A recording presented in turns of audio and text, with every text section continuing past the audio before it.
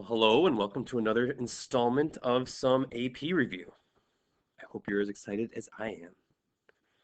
Today we're going to talk about two things. So a quick thing about notes, this AP review. I guess this is technically day 4 of it.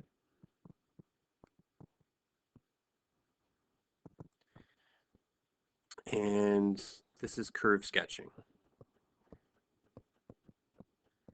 Now I'm also going to talk a little bit about how we know when speed is increasing or decreasing, because that's shown up on a bunch of AP free responses, and I know some of you have questions on that. Okay, so let's talk about some curve sketching review first. We've got first derivative.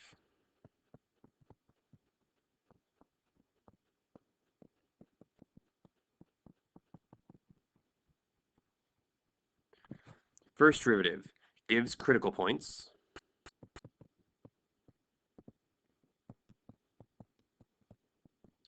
Sometimes you see these referred to as critical values. And info about where the original function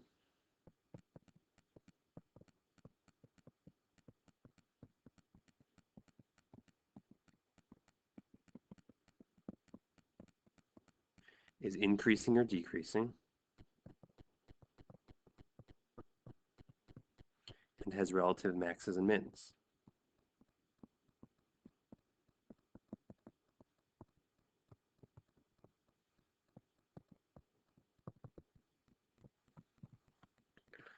Okay, so let's look at each of those little pieces of information a little bit more. Do you remember what it means if I ask you to find the critical points? Critical points is, or a critical point is a point where the first derivative is 0 or undefined. So where first derivative is 0, don't forget undefined is also a critical value. Okay, so normally I would make like an F prime number line, and those are the things you plot on the F prime number lines. This would be a critical value here. A relative max happens when first derivative changes from positive to negative.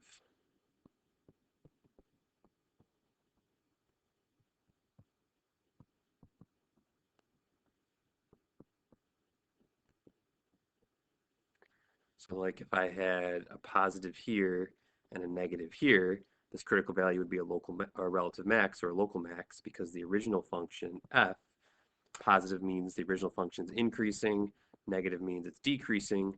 So if you're increasing to decreasing, you've reached relative max. If that was the other way around, we'd have a relative min. And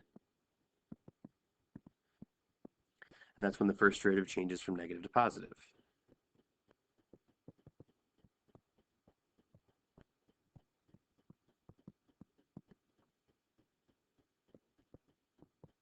As you can imagine, then it would be decreasing to increasing. Okay, so that's what the first derivative tells us. Second derivative.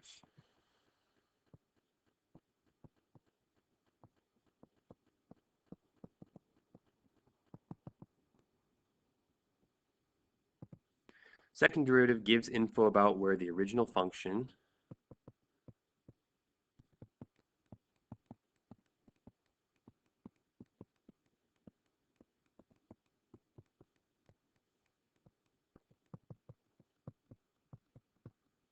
is concave up and down.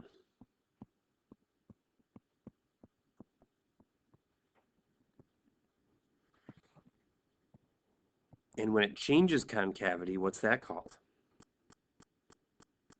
Inflection points. We'll get to that in a second. So it tells you where the original function is concave up and down, and where the first derivative is increasing and decreasing. Because the second derivative is just the first derivative of the first derivative.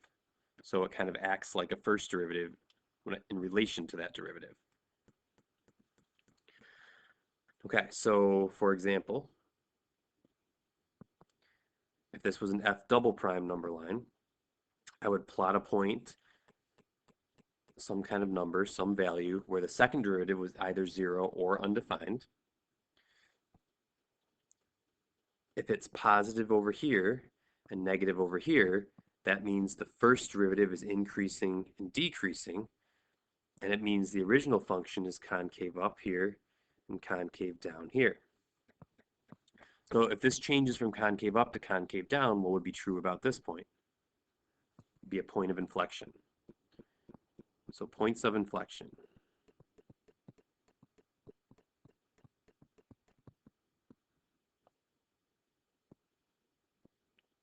Points of inflection are where the concavity changes.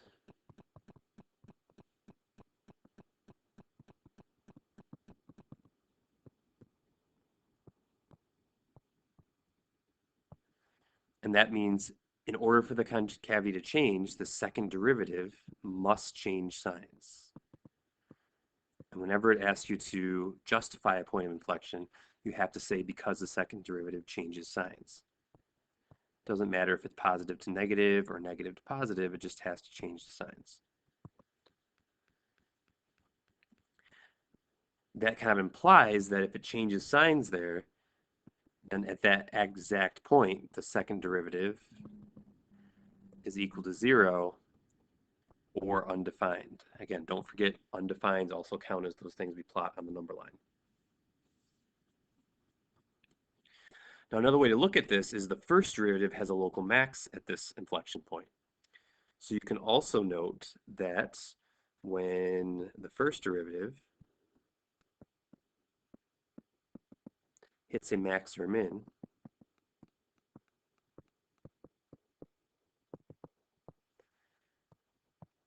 we have a point of inflection, POI, on the original function. So if you've got a max or min, if you're looking at a derivative graph and you've got a max or min, that means the original function would be an inflection point. Let's do a quick reminder of what all these different types of functions mean. So the original function that we start with usually is a position function. And we usually call that either s of t, they use s for position, or sometimes they'll use x of t, because x is like a position. So if the original function is a position formula, the derivative function represents what? Velocity. So that would be s prime of t, or again, sometimes they'll just call it v of t. Now, how is speed related to velocity? Because it's not exactly the same thing. What is speed? Okay, speed is the absolute value of velocity.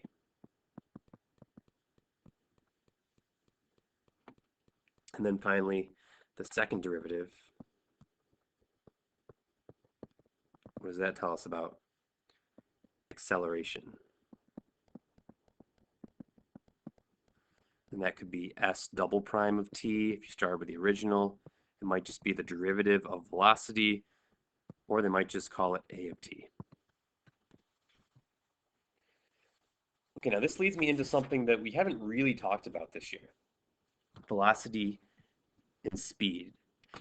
And a lot of times they talk, the AP asks, when is the speed increasing or decreasing? Is the speed slowing? Is the object getting faster? Is it speeding up or is it slowing down?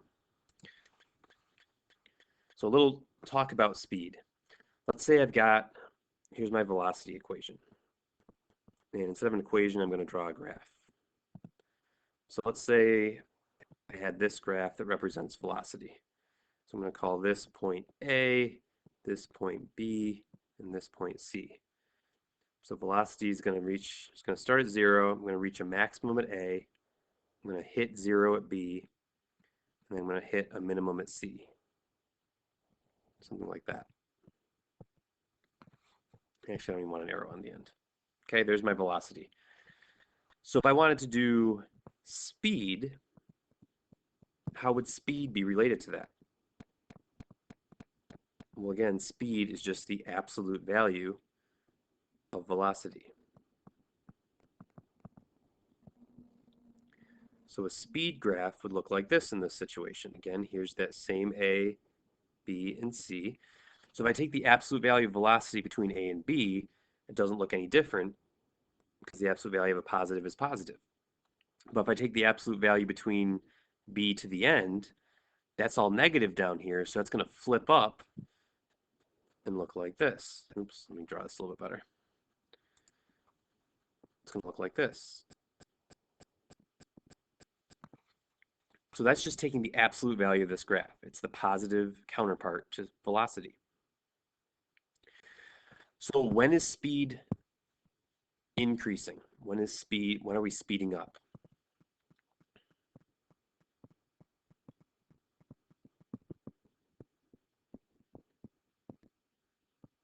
So if I'm asking when you're speeding up, that obviously means the speed graph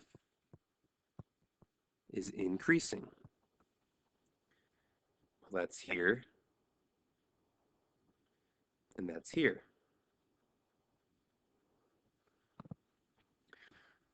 But let's take a look at acceleration also. Now, how is acceleration related to velocity? Acceleration, we know, is the derivative of velocity. So let's try to graph the derivative here. Here's that same A, B, and C one more time. So where's acceleration going to be 0? At A and C, because that's where the slope of the velocity graph is 0. So it'd be 0 here, it'd be 0 here. Now, if you think of acceleration as the slope of velocity, what can you tell me about the slope before A? The slope is positive, so I have to be up here. What's true about the slope between A and C? Well, the graph's going down, so the slope is negative. So between A and C, I have to be negative. So I have to connect A to C below the x-axis over here. And after C, the slope becomes positive anymore. That's why acceleration would be above the x-axis over here. Keep drawing arrows when I don't want it. Okay, so now let's look at what's true when I'm speeding up. We said I'm speeding up from 0 to A. So here's what velocity looks like here. And from 0 to A, here's what acceleration looks like. And also from B to C. So here's what velocity looks like. Here's what acceleration looks like. Now, if you notice, any of those times when it's speeding up, speed and acceleration have the same sign. They're both positive here because they're above the x-axis. They're both negative here because they're below the x-axis. So speeding up means velocity is positive and acceleration is positive, or from that B to C range, velocity is negative and acceleration is negative. Either way, you can tell if something's speeding up really quickly if velocity and acceleration have the same sign. So some of you who aren't watching the videos for those AP practice problems are saying speed is positive when velocity is positive, and that's not always true because velocity is negative here and the speed is speeding up. So you have to show that velocity and acceleration have the same sign, either both positive or both negative, to say they're speeding up. Okay, so similarly, let's talk about when it's slowing down. Well, when is speed decreasing? It's decreasing from A to B, and it's decreasing from C to the end. So I could say it's slowing down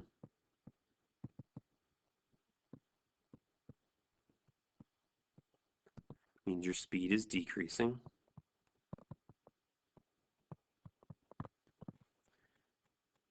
What's true in those cases?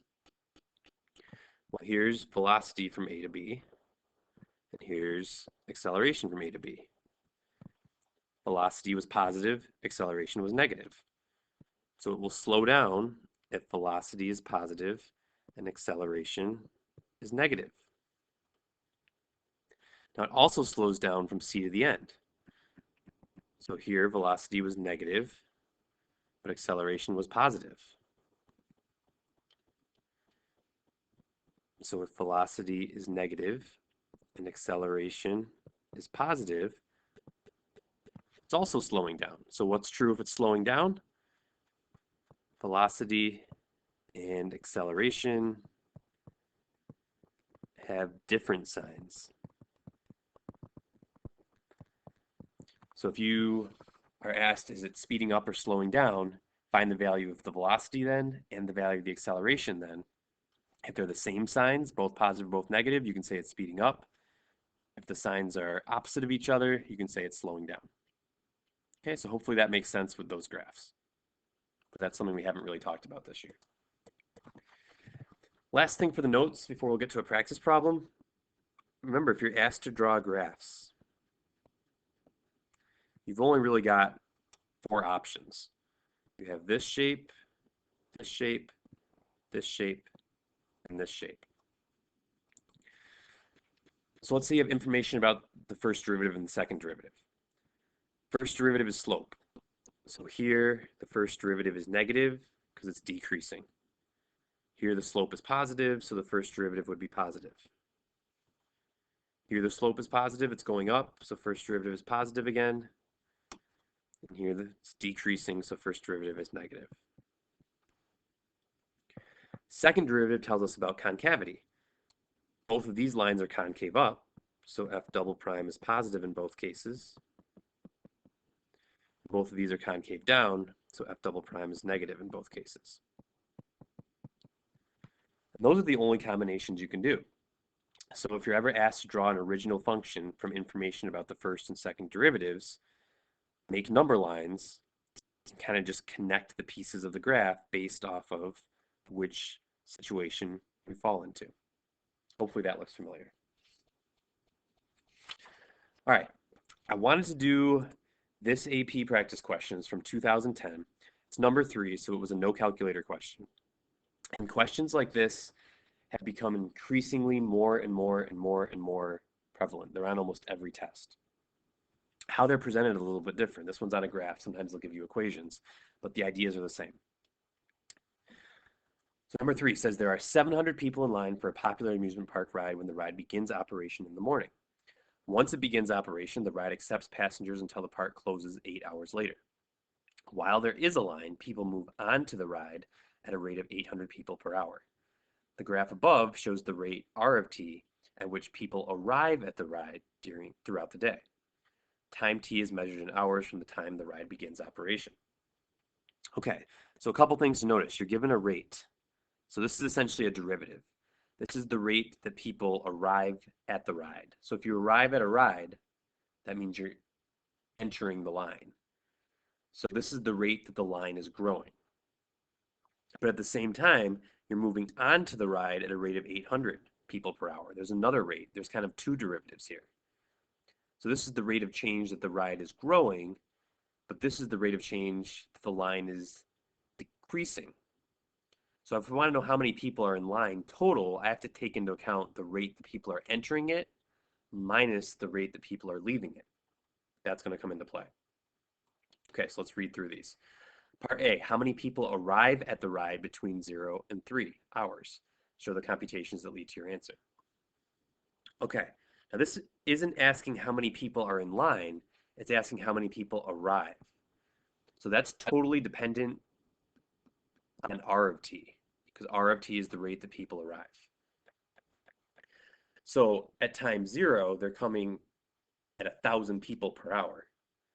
At rate 3, they're coming at 800 people per hour. But that's the rate that they're coming. If I want to know the total amount from a rate, we're going to take the antiderivative. That's an integral. So whenever they ask you about the number, the quantity of something that you have in a rate for, you have to take an integral. So if I want to know the quantity of people that arrive, I would take the integral from 0 to 3, because those are the times I care about, at the rate that they're arriving. And that's going to be the number of people that arrive. Okay, now a lot of times if I had an equation, I could just plug that into my calculator and be done with it. Here I don't have an equation. So if I have a graph and I want the integral of that graph, what do I care about? I care about the area. So I need this area under this graph here. Okay, so how I would think about this is I've got a rectangle. So the area of this rectangle would be base, which is 3, times height, which is 800. So 3 times 800 plus the area of this triangle right here,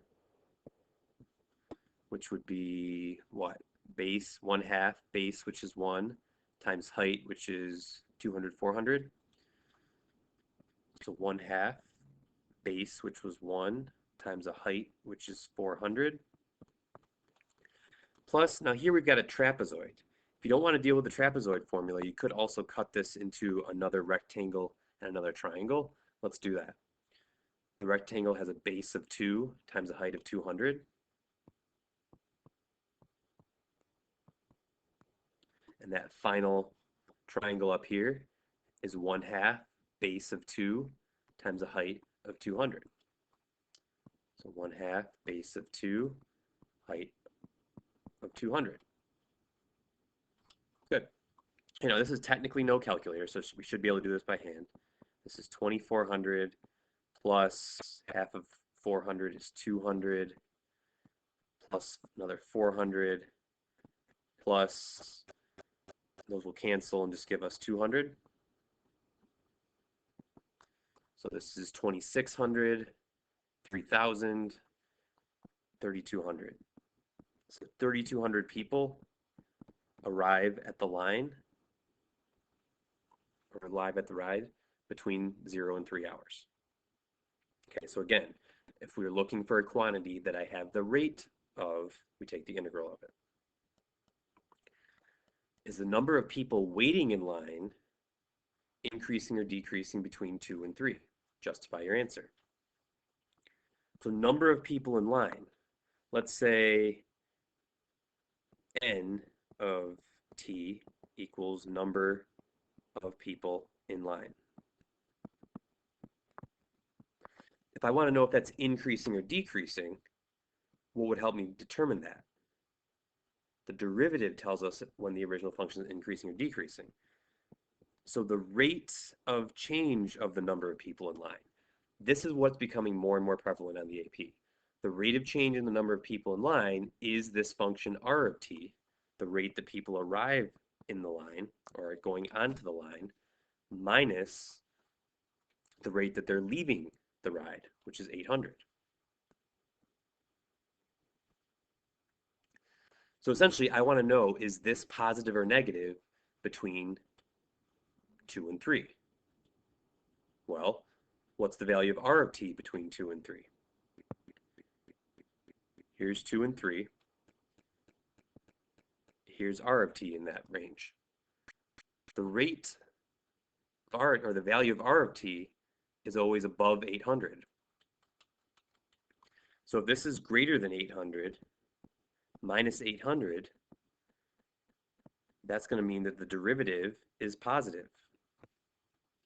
So between 2 and 3 is the number of people waiting in line increasing or decreasing? Well, if the derivative is positive, it's increasing. I did say justify your answer. So I would say increasing because, now using n prime of t isn't the best notation here because n is something I made up, but it's increasing because the rate that people arrive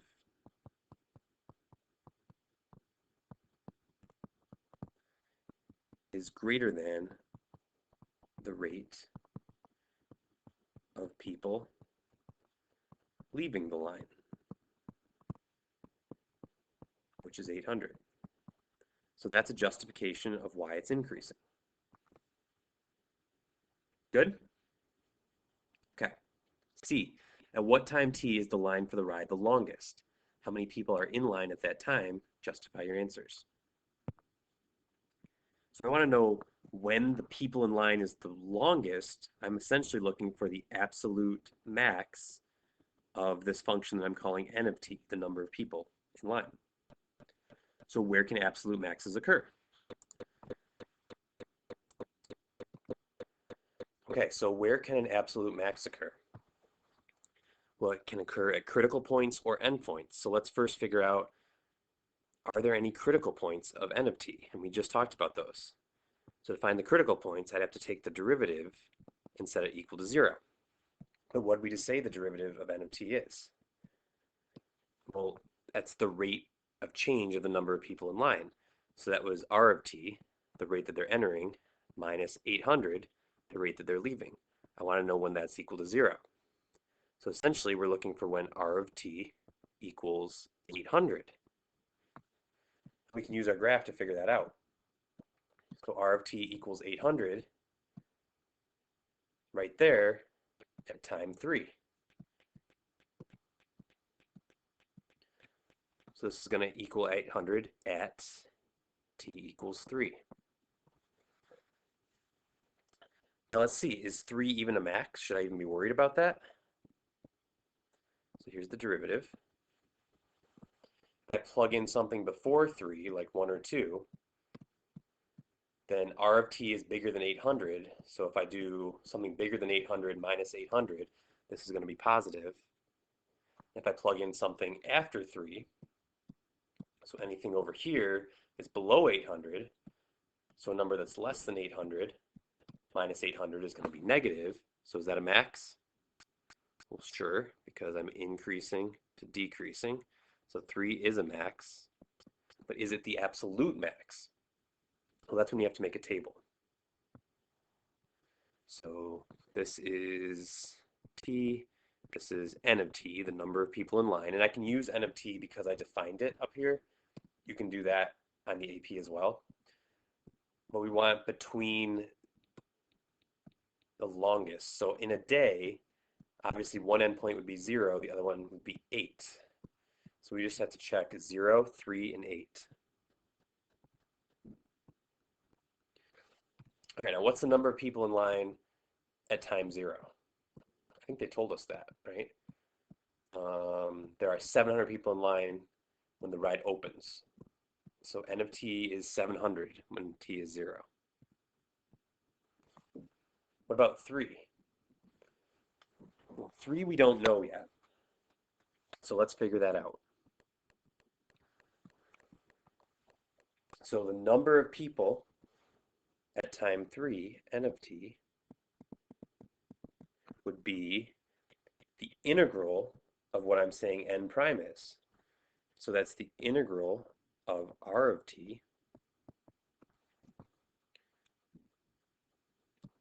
minus 800. Now what's the derivative is minus 800, so when I take the antiderivative, what does that become?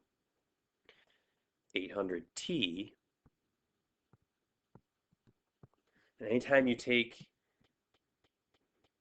an antiderivative with no bounds, what's on the end? Plus c. Okay, so the rate, the integral of the rate between, if I want n of 3,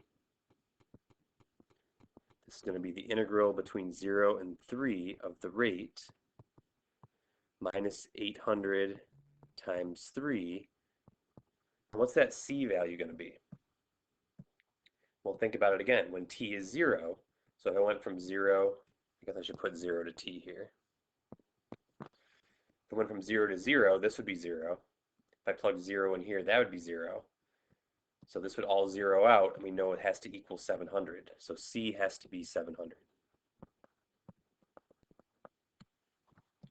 And I think we know this from part A, don't we? The integral from 0 to 3 of r of t, that was 3200.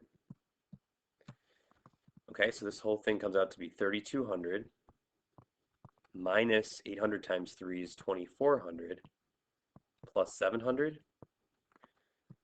So that's going to be 800 plus 700. That's 1500.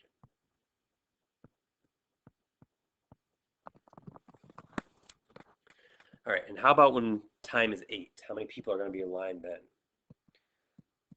Well, we know that r of t is decreasing down to nothing at that point. And if I subtract off 8 times 8, it's definitely going to be decreasing because we know that the derivative, the number of people in line, is decreasing after 3. So this is for sure going to be less than 1,500. Again, because of this right here, the derivative is decreasing. Or sorry, the derivative is negative, so the number of people in line is decreasing until the end. So that has to be the max. When it says to justify an absolute max, be careful. What did it ask for, first off? It said at what time is the ride the longest, so t equals 3, and how many people are in line then, 1,500. Justify your answers. So you could say something like line longest at t equals 3, 1,500 people in line, because that's the max value when n of t, and remember I can use that because I defined what that is evaluated at endpoints and critical points. That's how you justify an absolute max. You have to say that it's the maximum value when evaluated at endpoints and critical points. Okay, almost done. Last part. Part D. Write but do not solve an equation involving an integral expression of r whose solution gives the earliest time t when there's no longer a line for the ride. So essentially, we want to know when n of t is equal to 0. So some more space here.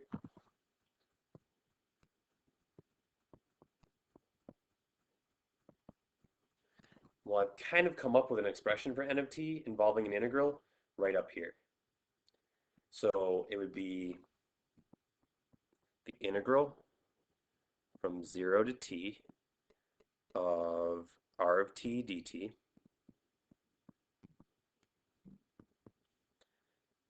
minus 800t plus 700, because that was our c value, has to equal 0.